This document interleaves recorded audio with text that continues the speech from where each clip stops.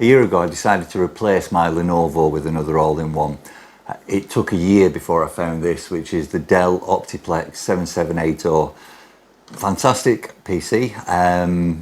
It comes with an Intel i7-10700 processor. It's got 8 cores, 16 meg onboard memory. It's got a stick of 16 gig RAM. It does basically everything that I wanted to do, except for one thing. The most memory that I could get on it was 512 gigabyte of M.2 memory. Now, that's nowhere near enough for my pictures, videos, documents, etc. So what I've had to do is put an additional, not a replacement, an additional SSD in there. And that's the Crucial 2 terabyte SSD. I think it's the MX500. It's one that I used in the Lenovo as well, so I know that it's a good one. I know that it's relatively easy to fit, so let's show you how I did it. Time to put in the new SSD. So this is the 2 terabyte Crucial MX500, exactly the same model as I put into the Lenovo about 8 months ago. First things first, using the trusty knife, let's get into it.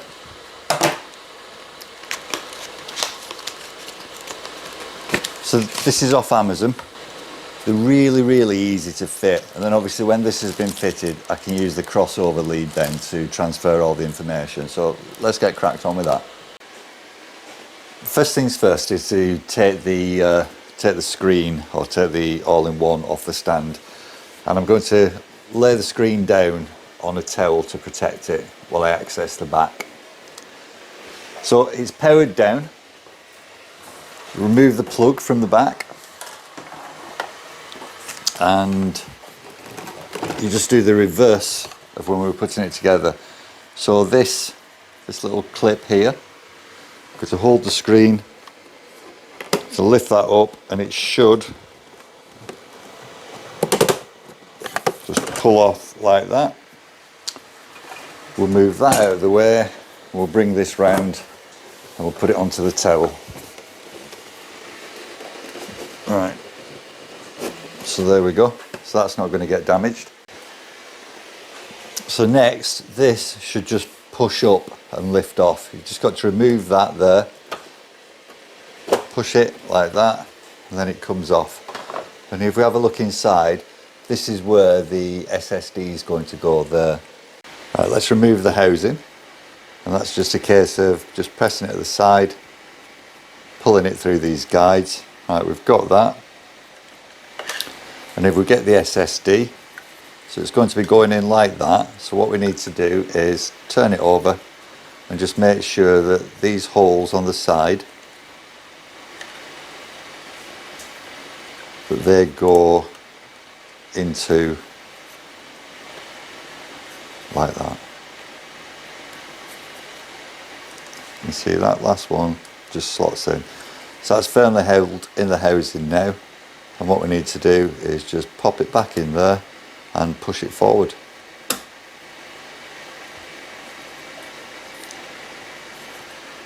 And it'll lock in place. A little bit of jiggling. There we go. That's locked in place, and it's as simple as that to fit the SSD. There's just a little bit of background work that we need to do when it's all booted up again, but it's now got the 512 megabit M2 card in there, the PCI card, and the Crucial SSD. Right, so we just need to put the backpack on and get it booted up. So as I've already said, I fitted an exact same SSD to the Lenovo, and I'll put a link in the bottom to show you how to set it up on there.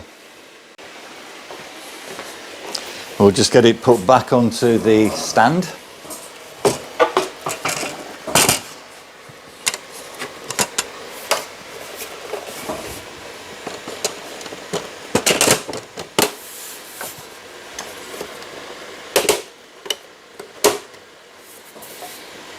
And there we go, all done. Right, so all installed, PC connected and booted, but you still won't be able to use that drive, or I still can't use that drive. If I go into files and this PC, you can see that it's still not seeing it. It's only seeing the 512 gigabyte one. So what we need to do is come down to the left, right click and go into disk management, and then this opens. Right, it's found the disk and it's basically saying we need to initialize it first. So if I just move that out of the way, this is the disk here. So it's the 2 terabyte one. It's unallocated.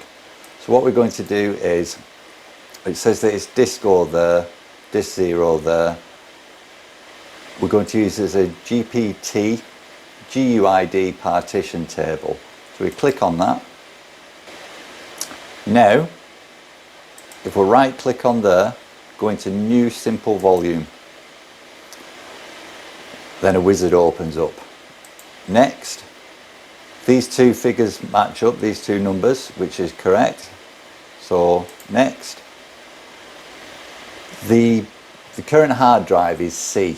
So it's asking what letter you want to assign to this drive.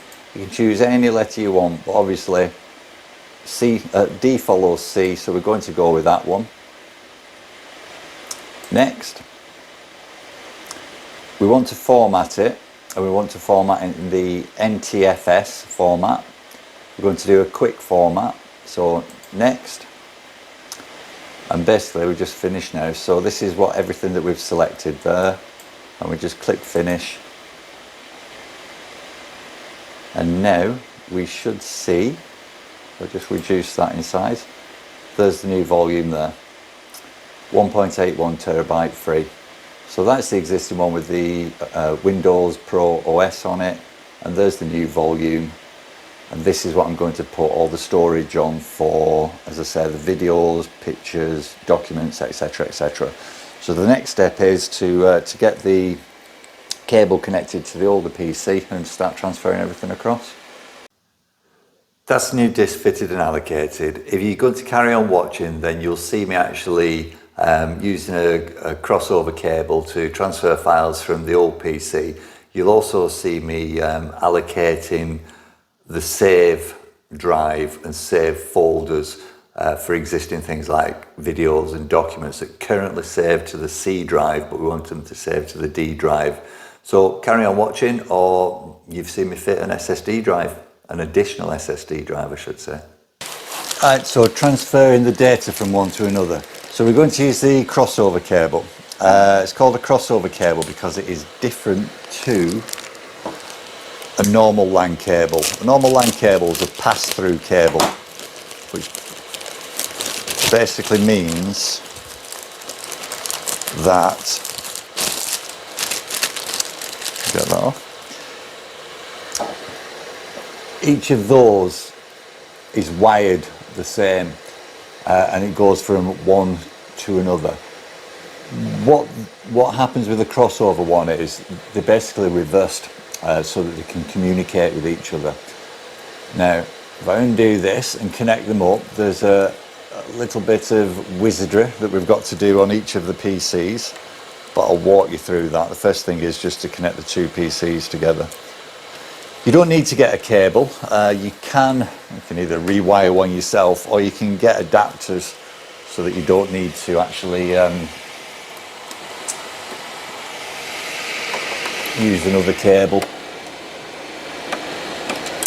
Right, so that's that one in there. We'll put the other end into the Dell, and that's in. Right, and now we'll set this one up first, and then we'll set the Dell up. On the first PC, just come down to, you can see it's on wireless there, so we need to change that over. So right click it, open up settings.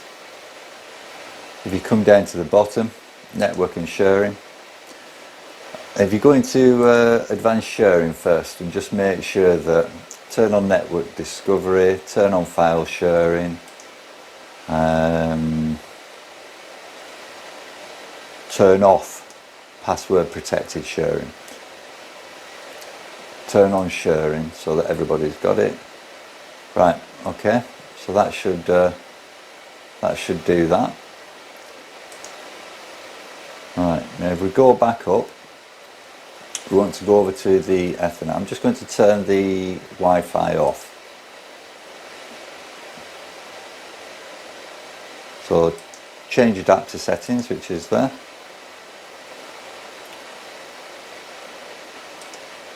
I'm going to disable the Wi-Fi for the time being, just to make things easier. I'm going to right click on the Ethernet and go to Properties. And then if we come down to where it says Internet Protocol version 4, if I click on that and go to Properties, right, we need to change from obtain an IP address automatically to actually put him on in. So we're going to use this address, which is basically 198.168.1.10. And if I click on the next one, it automatically fills that with 255.255.255.0. Right, we want to OK that.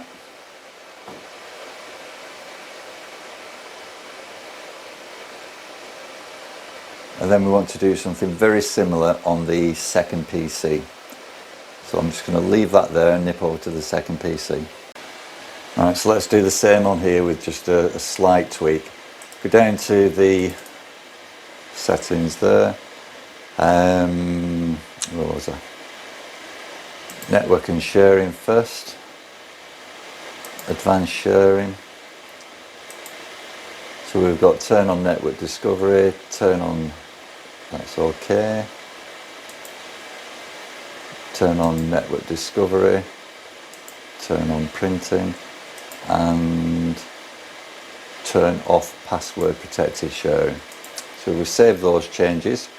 We go back to change adapter settings. Again, I'm going to disable the Wi-Fi. Open up properties on the Ethernet. Go down to the Internet Protocol version 4 and go into properties. Change so that we've got an IP address. So it's, what was it? 198.168.1, and we're going to change this one to, instead of 10, we're going to change this one to 20. Again, click off it, that automatically fills, click OK, close that, and we should be almost ready to go. If I now go down and right click on the start, click on run, and do backslash when I find it, backslash, and we're looking for the other PC, so it's 198.168.1, and we named this one 10. So click OK there. Right, okay, so I hadn't saved the no password required. Let's just do that again. So if we go into that and do backslash 198.168.1.20, enter. So it's connecting to it. Now we just need to arrange on the first computer what files I can share. Now we need to set up the files that I want to transfer across, or share in other words. So if we go into the C drive, we're going to users, we're going to me. To authorise the Dell PC to actually communicate with the Lenovo, obviously you find the folder that you want to send. Let's have a look at music there. You click it, get rid of that one, and then you right click it and give access to specific people, and here, move that out of the way, click on the drop down, click everyone, and then don't make the mistake that I've been making for the past half hour. You've actually got to click add there. Once you've clicked add, everyone drops down, and then you just share it, and then it sets up so that it can be accessed, just like that. So that's done. Now I'm already transferring across to the Dell the video file there. There's about 350 gigabytes of video in there, and as you can see here, it's transferring at 1 gigabits per second, which is phenomenal.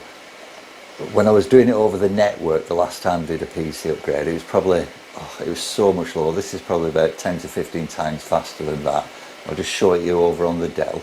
Right, so as you can see, it's on volume D. It's transferring videos across, and that's the speed that we're getting there. It's absolutely phenomenal.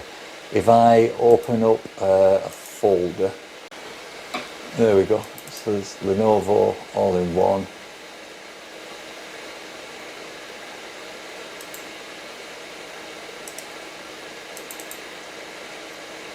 Into users, into Mark, and there we go. We've got music transferred across, videos, which is what it's already doing now. I've already done documents and favourites, so the other ones that I need to do are pictures, OneDrive, Apple, so there's a few to go yet, but once I've got access to those, then I'll just transfer them all over to this PC. I'll just quickly show you how to do that. If you open up, let's go back up. Right, so we're going to this PC. This is the new drive there, and I'm going to go into it. So video is already transferring across. I'm going to go back here. These are the ones, so you can see the 192.168.110, so that's the Lenovo, and I'll get documents and I'll just drag that over and it'll copy that across as well. May as well drag music across. And favourites. No, I'll leave favourites for the time being because I don't know what I'm doing with that. I'll just let those crack on. We'll have a look at the resource monitor. Yep, burning away there. Just to save time, I've actually shared this folder. So go into C drive, go down to users, and then I've shared the whole of my drive basically. Well, it's in the process of doing it now, and it will come across here.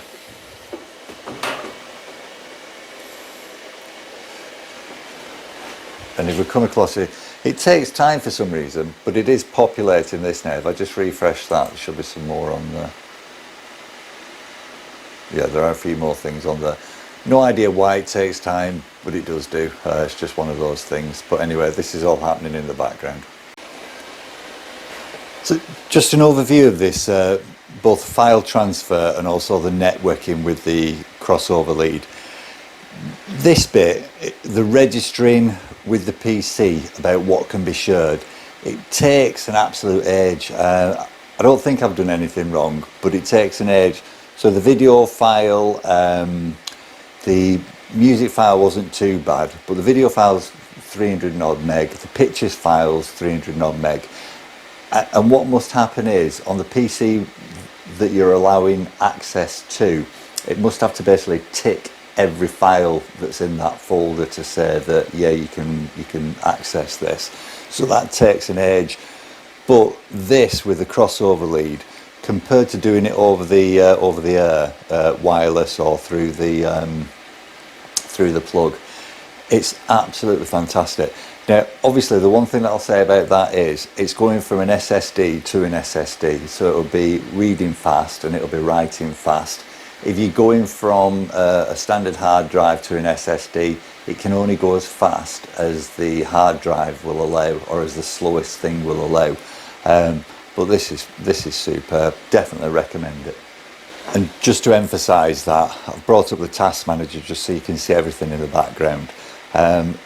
You've got the SSD. It's only taking up about 30% of the processing capacity on that.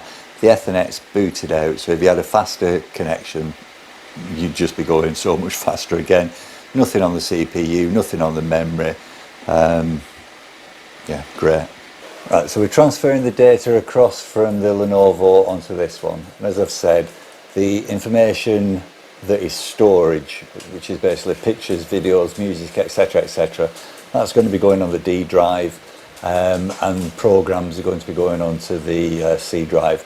So currently you've got you've got folders like documents, downloads, music and videos. They're all sat on the C drive, and anything that I save will go to the C drive, and I don't want it to, so we need to change that. So if I open up, if I go to the C drive on this PC, so we've got the C drive and the D drive. If I open up the C drive, go to users, go to Mark C. If I want to change where the videos are stored to the D drive, then if I right click on videos, go into properties, go into location, and we want to move it so it's onto D.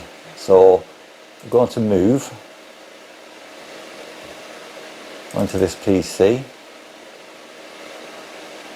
go onto the where we want it to go, click on videos, select that folder.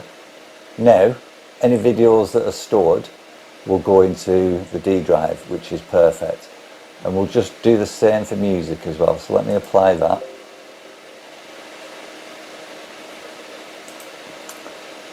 Okay, go back to the C drive, look for users, mark, music. So we want to change where music is, into properties, location, want to move it, want to find it on the D drive. There's the D drive, there's the music, that's where we want it to go. So select the folder, apply, yes, okay, and that's it. And if I just refresh this, there we go, we've got music and videos sat on the D drive now. So that's where it'll look for any music or videos, that's where it'll store any music or videos. That's it then, all done and dusted, all set up, all files transferred from the old PC, and this is how it's going to stay now in the kitchen.